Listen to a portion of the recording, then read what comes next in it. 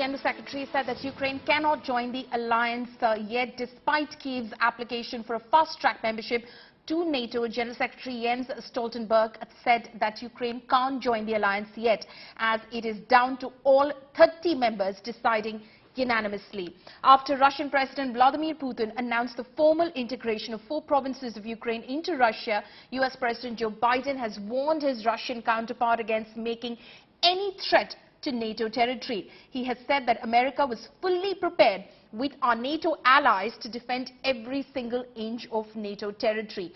Meanwhile, both Europe and the US imposed fresh sanctions on 1,000 Russian firms. Ukrainian President Volodymyr Zelensky vowed to liberate his territory from the enemy.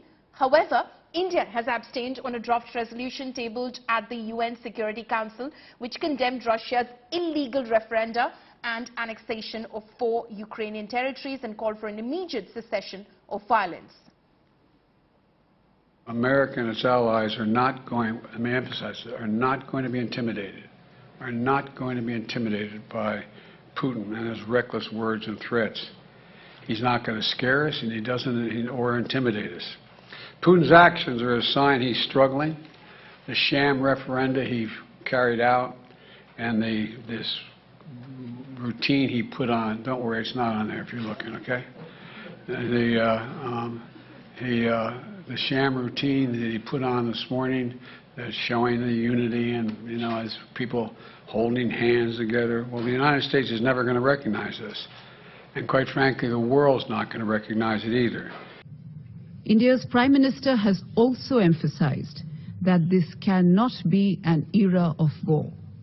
We therefore sincerely hope for an early resumption of peace talks to bring about an immediate ceasefire and resolution of the conflict.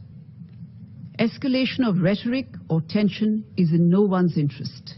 It is important that pathways are found for a return to the negotiating table.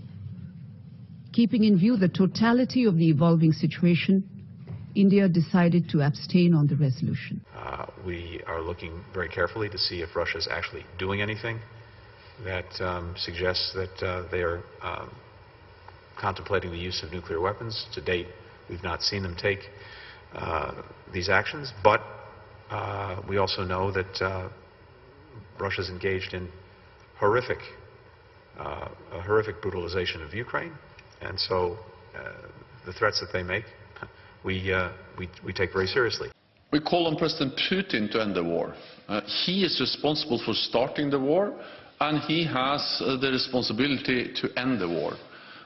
Because if Russia stops fighting, there will be peace.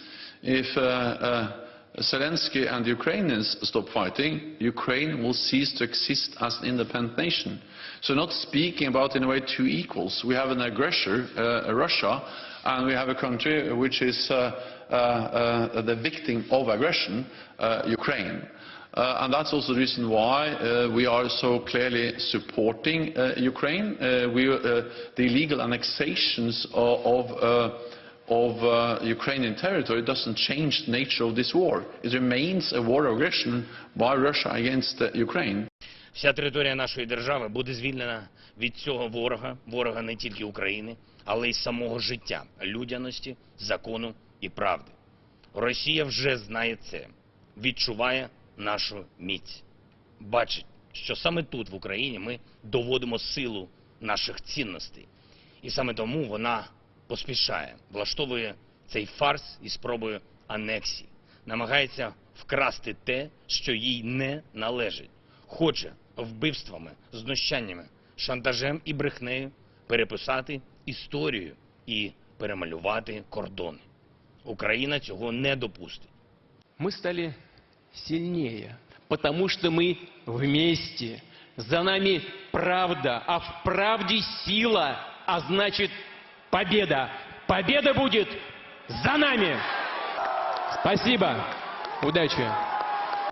Moscow has been celebrating the accession of 4 new territories, Ukrainian territories, into the Russian Federation. The treaties have been signed today by Vladimir Putin and leaders of those 4 regions, and a huge concert taken place at the Red Square, where nearly 1.8 lakh people came according to police estimations. Now as the concert is over, the streets are full of people and there is generally quite a positive atmosphere. No clashes have been reported. All this is happening as the fighting continues in Ukraine. Ukraine has in fact applied for the Nato membership, which may lead to a major escalation. The majority of people continues living their lives. You can see the streets of Moscow are full of people. People dance, celebrate. Today is Friday night, so life goes on for them despite what is happening in Ukraine at the moment and despite of what can happen post today's announcements. Ksenia Kondratova reporting from Moscow exclusively for India Today.